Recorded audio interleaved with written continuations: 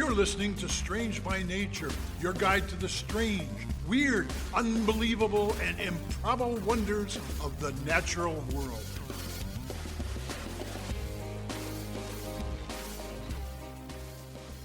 Hello, everyone. Thanks for being here today. I am Kirk Mona, and I am joined today by Rachel Ginza and Victoria Thompson.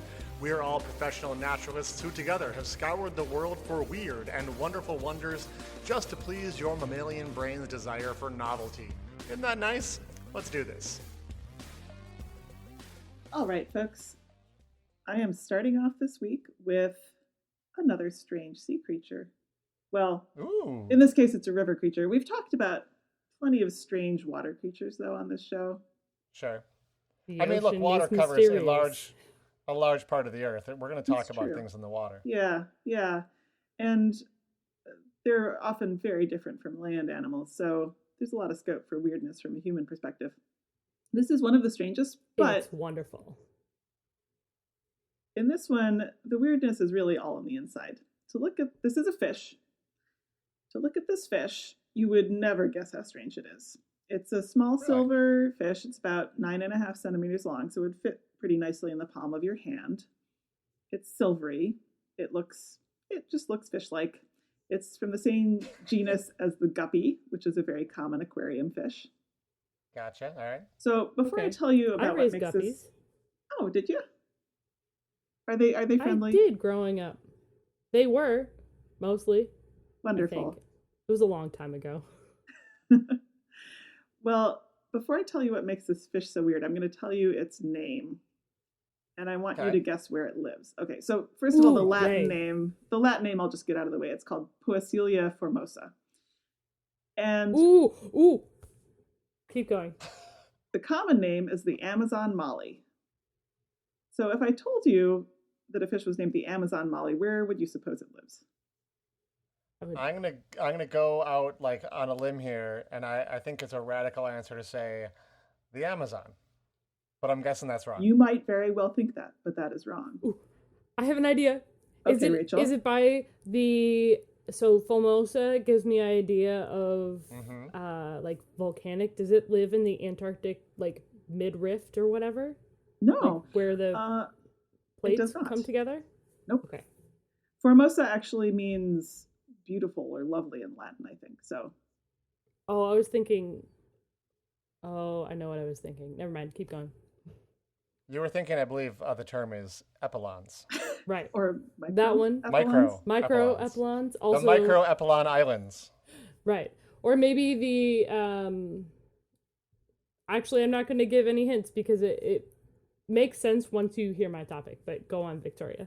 Okay. So it actually lives in the Rio Grande, Nueces, and Tuxpan rivers in Texas and northern Mexico. Oh, I've been there. All right. Yeah. And not anywhere near the Amazon. Not anywhere near the Amazon. It is called Amazon, not related to location, but related to mythology. Oh, okay. Ooh. What do you remember about the Amazons from mythology, if anything? Well, I watched a documentary actually just yesterday. Is it called Wonder Woman? It was called Wonder Woman. Woman. That's Yeah. right. So I'm sure everything in there was completely historically accurate. Oh, so yeah. I'm now well up on my Amazon history.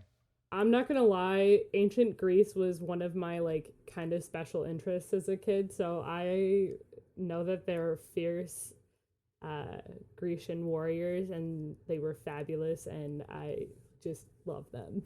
Anyway, yes. But most salient feature was all women, right? Yes. Correct. Yes. Yep. Okay, so this fish is not fierce, but this is an all-female species. Yes. Wow. Yes. They reproduce by parthenogenesis, which is a form of asexual reproduction. This came up a few weeks ago when I talked about leaf and stick insects, because some of them do some parthenogenesis in addition to sexual reproduction. So basically, in regular parthenogenesis, a mother can clone herself, or there's another way of doing it where it's like a half clone where she kind of remixes her genes a little bit. Anyway, we won't get into the details of cell division. But Amazon mollies use a special form of parthenogenesis. Oh, sorry, just backing up a little bit. I should say this is pretty common in invertebrate animals, but it's relatively rare in vertebrates, but not unheard of. That's fair. Yeah. Yeah. So Amazon mollies do a special form of parthenogenesis that's called gynogenesis, where the mom produces egg clones of herself, but then in order for the eggs to develop into embryos, she has to mate with a male. So you just said that it was a all-female species. Yes, I did.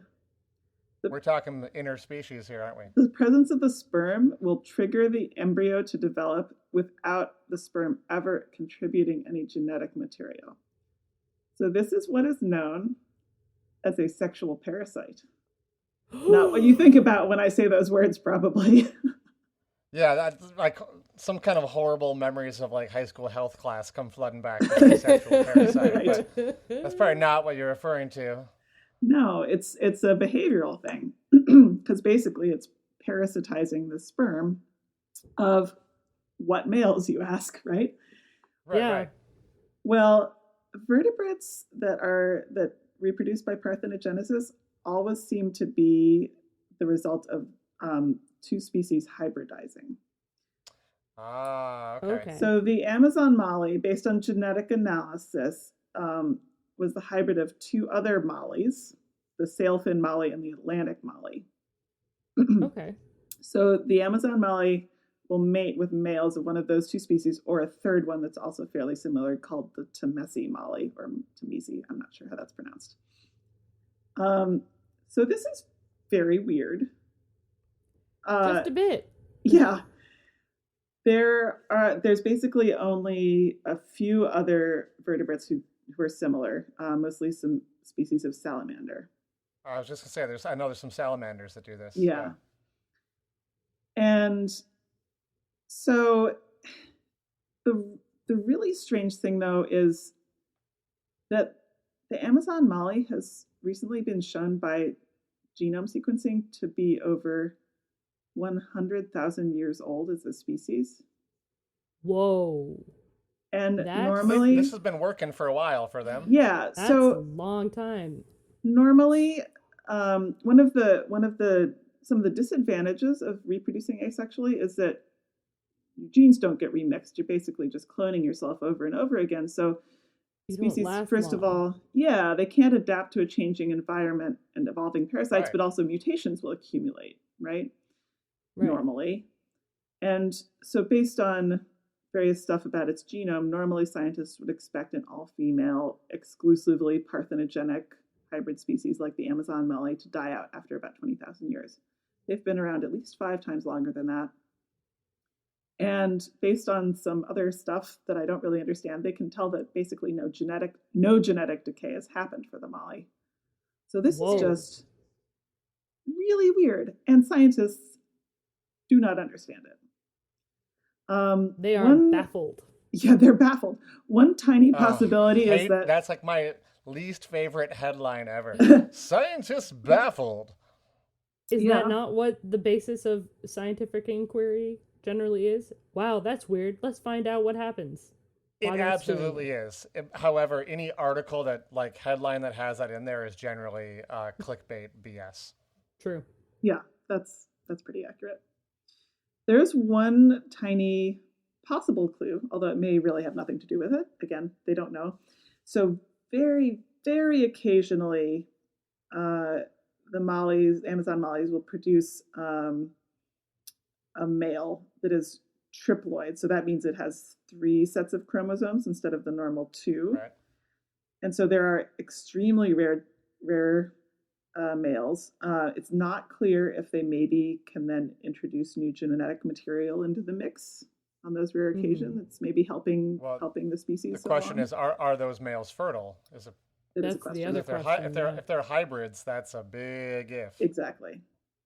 So yeah, very strange, and nobody seems to have a clue. I Well, love that's that. the perfect place for research to take place then. Yeah. All right, so that's what I have about the Amazon Molly for you. And next up, after the break, will be Kirk.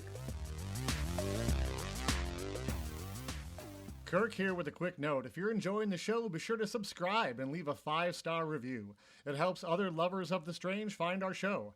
You can also find and follow us on social media. Search for Strange by Nature Podcast on Facebook, Twitter, and Instagram, or come visit us at strangebynaturepodcast.com. We'll see you there. Now, back to the show. So last week, I talked about how comets smell like cat urine. Although, in all fairness, I think you said that they smell like farts. Yeah, that's what I was to say. In all fairness, I was really they smell more like farts once you add in the other smells. And if you haven't heard that yet, I guess you got to go back and listen now. But all that talk of cat urine got me thinking, as you would expect it would. And I thought this week I would just keep on going down that road and do a whole segment on urine. So that's what I'm doing. Welcome, ladies and gentlemen, to the urine episode. Great.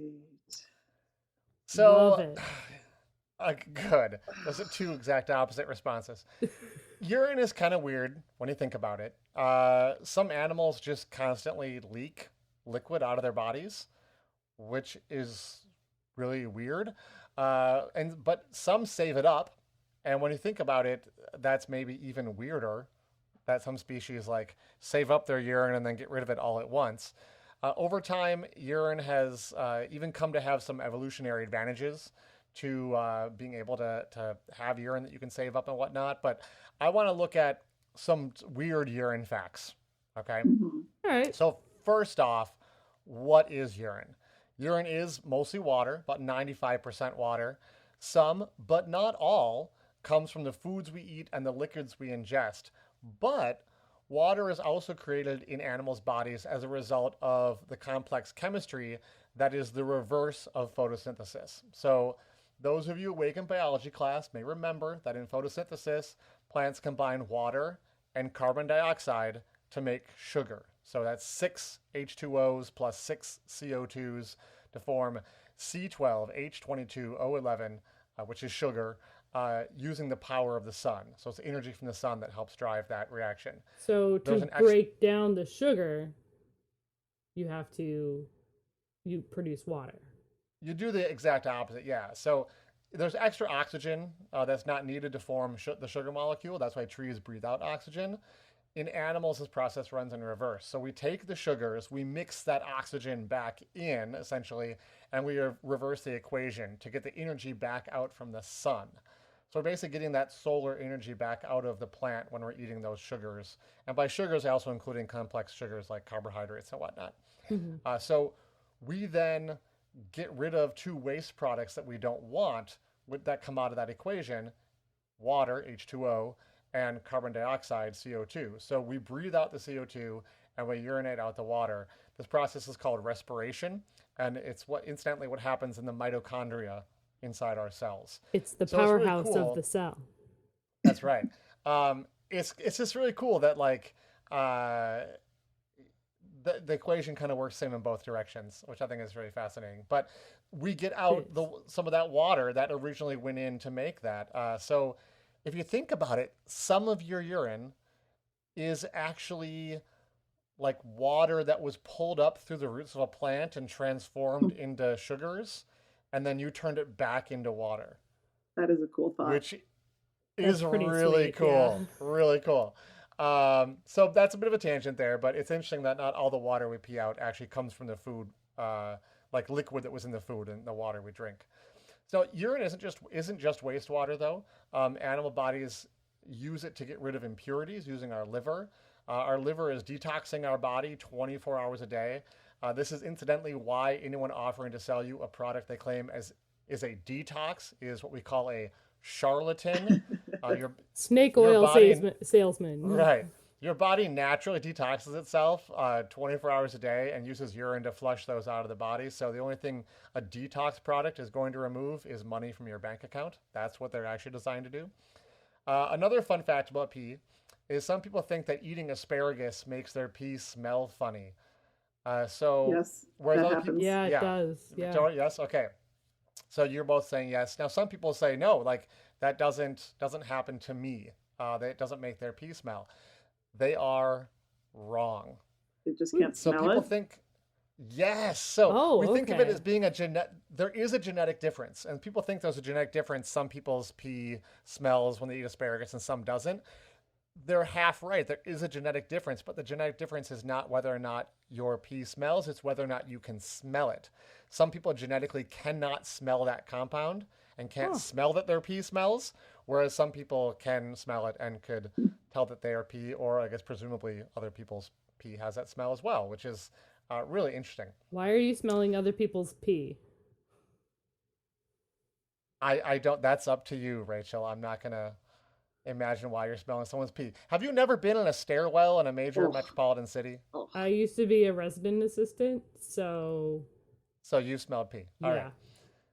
Can you tell me Victoria, you why? had a question? Yeah, why does my pee turn pink after 8 beats? There is a compound in the in beets that can, like you said, change that. It's sort of like it also happens if you eat certain like foods that have artificial colors and stuff in them. I don't know what the exact compound is in the beets. I'm assuming it's the red coloration because beets are bright red. But it may actually be a totally unrelated compound, but I would find that rather surprising given the color of beets. Yeah. But I know that has given a lot of people a bit of a scare because if you have like a pink color in your urine, it can mean that you have like bladder cancer. And so many people have gotten quite a scare after eating beets and kind of forgotten that they ate beets and that might be what's causing the color of their urine. Or just If you haven't, just a UTI sometimes. yeah. Blood in the urine. So there are reasons you can have blood in the urine other than cancer, but that can be quite alarming often to see. And you got to ask yourself, did I eat beets? Yes. Because that could be one of the reasons. It can also make your poop turn red, so you're not bleeding internally. Hey, come on. We're talking about urine here. Let's not get sidetracked, all right? So talk about this smell. next week's episode. The smell of urine is actually quite important to animals, and many animals actually use urine as a way to mark their territory or even to communicate with potential mates, which I guess is part of the reason why being able to sort of store it up and not just dribble it out all the time is quite useful because you can use it for marking your territory. I, by the way, am pretty glad that humans, A, don't dribble it out all the time, and B, don't use it to mark their territory, those stairwells notwithstanding. Right. There are over 3,000 different compounds that have been identified in urine, which is astounding. I mean, humans that's more than I expected. Yeah, humans love studying this stuff. I mean, you can actually tell a lot about people's health by studying it, which is probably why we know so much about it. As I said earlier, it is 95% percent water. The other main ingredient is urea, which is 3%. But some of the other ingredients not included in that, then 95, 6, 7, 8, 98%. Kind of that 2% left is where some of the most interesting stuff is. Ammonia and salt in urine is actually a major attraction to butterflies. Apparently, butterflies love urine as they need the salt. And so some butterfly photographers will actually put urine out to attract butterflies. I did see one study that suggested that butterflies are particularly attracted to cougar urine. I should probably point out that I mean cougars as in mountain lions and not cougars as in middle-aged women sexually attracted to younger men. So sorry to disappoint some of our listeners out there who happen to really be into butterflies. Butterflies are weirder than you think. Yeah. So moving on, let's going to go right on past that. Urine also has phosphorus in it. This is why you can use black lights or like a UV light to find out where your cat has peed on your carpet. Okay. I suppose you could also find out where that smell is coming from in your motel room, perhaps. But it does give off light under a UV light. We have to use a black light to see that because we cannot see the UV part of the spectrum. And so by shining a UV light on it, it actually makes it give off a color in sort of that more of a purplish part of the spectrum that we can actually see. However, this is not true of all animals. Some animals can see up into the UV portion of the spectrum. So some of the raptors like the American kestrel and rough-legged hawks have been shown to be able to see UV light. You'll often see them hovering over fields or sitting on power lines.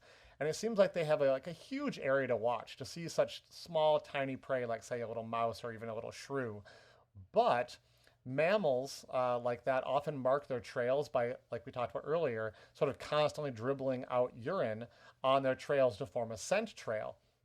Well, these trails are easy for the raptors to see because they are bright in the UV part of the spectrum. So basically, these raptors are looking out at this field instead of just seeing a sort of blank, monochrome colored field like we do. They can actually see these bright, sort of probably purplish looking glowing lines all over the crisscross in the field that show them exactly where the trails are from these animals. So they don't need to watch the whole field. They just need to be watching those lines, those highly used trails, and they can very quickly then hone in on some of their prey that is along those trails because of the urine that they left behind in the trails. So really wild. Urine is quite fascinating. There's much more to it than meets the eye. We could probably do a whole urine podcast, but I'm really glad we're not going to. I think that's enough urine facts for now. But if you want to, read more about it, it's really something that is quite complex, and we think about it just as this sort of liquid we're throwing away. But it really is an important and complex part of what's going on with animals out there in the wild. Cool. When we come back from the break, it's going to be Rachel's turn to wrap things up for us, and we'll find out what she has to talk about. So this week, we're going to go a little bit into the sky, okay?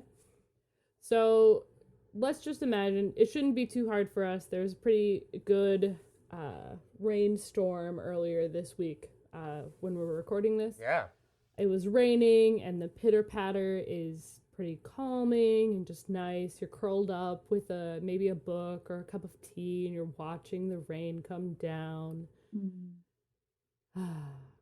All of a sudden... Sounds nice. It does sound nice. All of a sudden, boom! And light Did a tree streaks. fall on my house? No, but light streaks across the sky, and it's striking the earth. Yes. I don't know if either of you have ever thought about this, but do you ever wonder what causes this electrical discharge known as lightning? Because science... Are you going to tell us? I'm going to try. Okay. Lightning is a very complex... That is what I'm talking about this week. Lightning is a very complex... Phenomenon. Yeah, there you go. That's the word. It's a very complex phenomena. There's many different types of lightning. Generally speaking, it comes in different forms, some of which are rare, which I'm going to touch on. What happens is it occurs when a region of the cloud gets too much electrical discharge. So generally speaking, you get these stacked kind of clouds. So near the top of a cloud, generally we'll get a more positive charge. That's just what happens when it comes to, like, in the water droplets or the ice particles. They end up with a more positive charge closer to the ends of a cloud, so both on the top but also near the bottom of a cloud.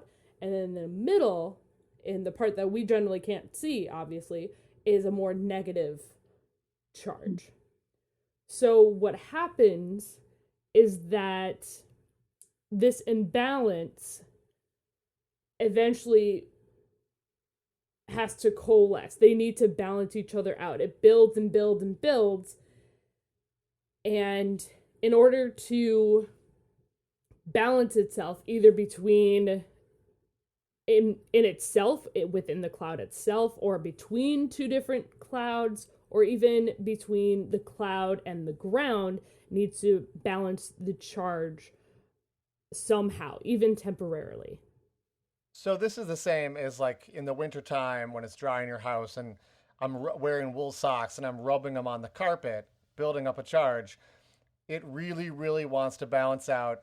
And when I, touch someone's earlobe, you're a horrible and person. give them that shock, or your nose. You ever got a shock in the nose? That'll wake you up. I You know, get shocked again, all the time. Yeah. it's got to find that opposite charge and get grounded and go Exactly. about its business. Exactly. It allows it to balance out so that way it can continue on. Now, like I was saying, it's really complex, and I'm going to try to break it down a little bit. So this can only occur in certain conditions. This does not happen, lightning doesn't happen everywhere on the planet. From the map that I saw, for some reason, it doesn't seem to happen too much in Russia, which is weird. That's very strange. So basically, strange.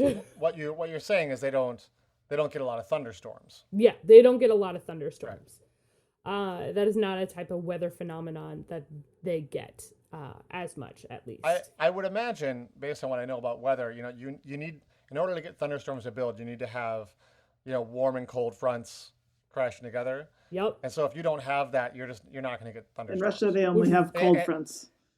Right. But yeah, you also need, that warm front also has to have a lot of moisture in order to get the vertical build up of the clouds in order to get that to build up the static electricity and whatnot. Kirk, you said what I was about to touch on was I thought you said you didn't know why. No, I knew why. Well, then why did you say you didn't? I don't necessarily know why it doesn't happen in Russia very much. But you are right in that it mostly occurs when warm air is mixed with colder air masses, and then that actually is what's causing that polarization within the clouds, for the positive and the negative within the clouds, that mixture of those fronts. It causes that polarization, and it causes the charge to build up, and eventually it has to balance itself somehow so it becomes a lightning strike. Now, when we're talking about a strike to the ground, there's a leader strike or stroke, and what happens is it builds up, and then it goes through the cloud, and it will hit the ground, and as it goes, it will branch out into the atmosphere to try to discharge as best as it can. When it hits the ground, now the ground has a buildup of that electrical charge. So there will be a return stroke from the ground up into the sky. Now this is a little bit slower. All of this happens so fast. We've hopefully all seen lightning. The leader stroke is about 30 milliseconds. And the return stroke from the ground up, which is generally a negative charge, going just because of the difference between the ground and the cloud voltage-wise. The return stroke will go up into the cloud, and that returns to the cloud in about 100 milliseconds. Wow. So that temporarily equalizes the two regions. There's a couple different types of lightning. There's heat lightning, which is where there's no thunder at all. It's silent.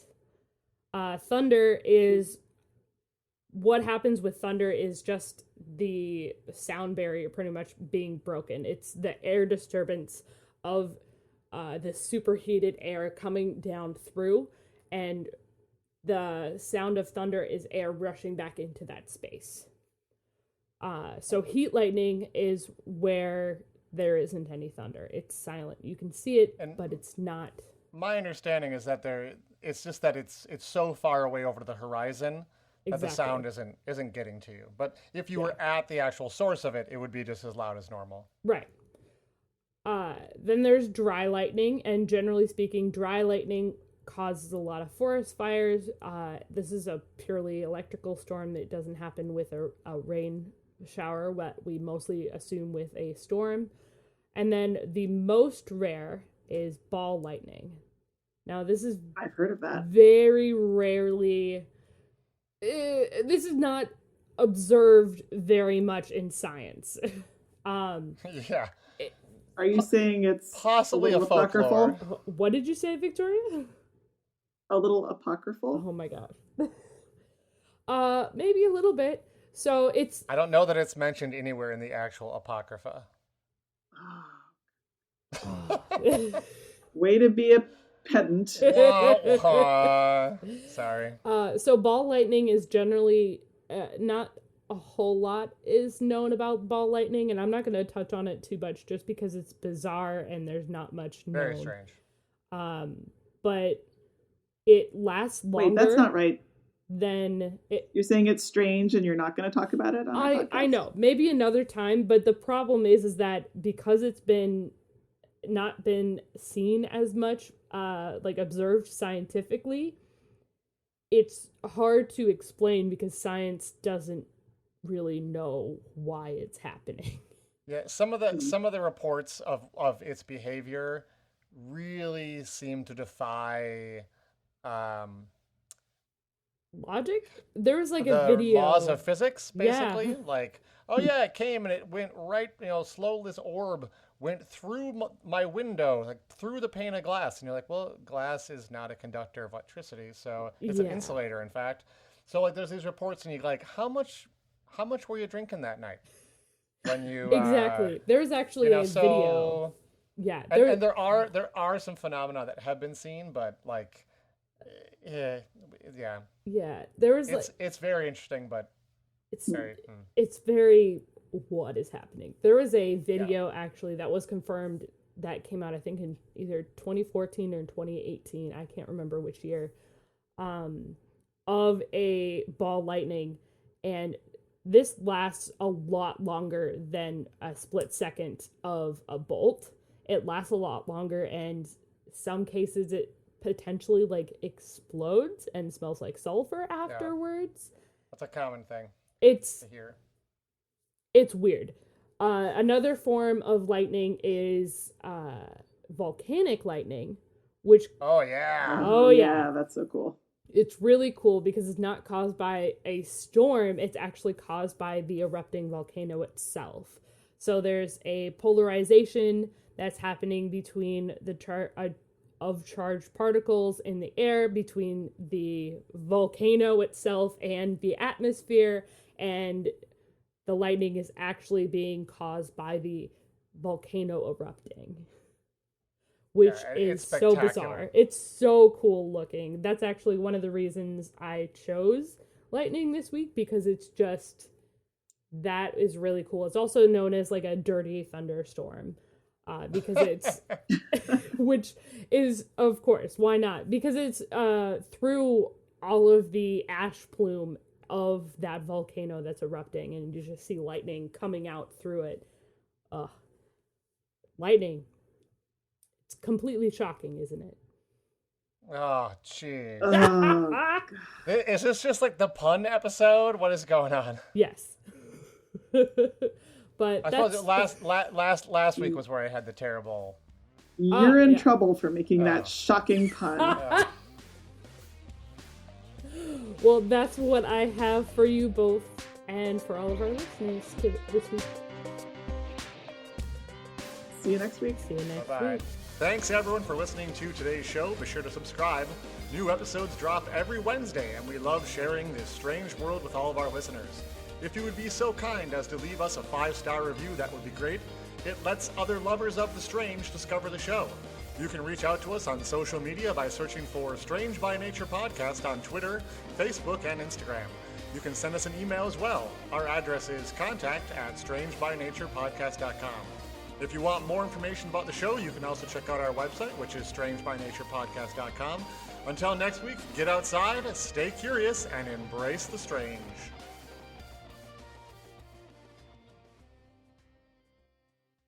See, I went from like farts to urine. I like it.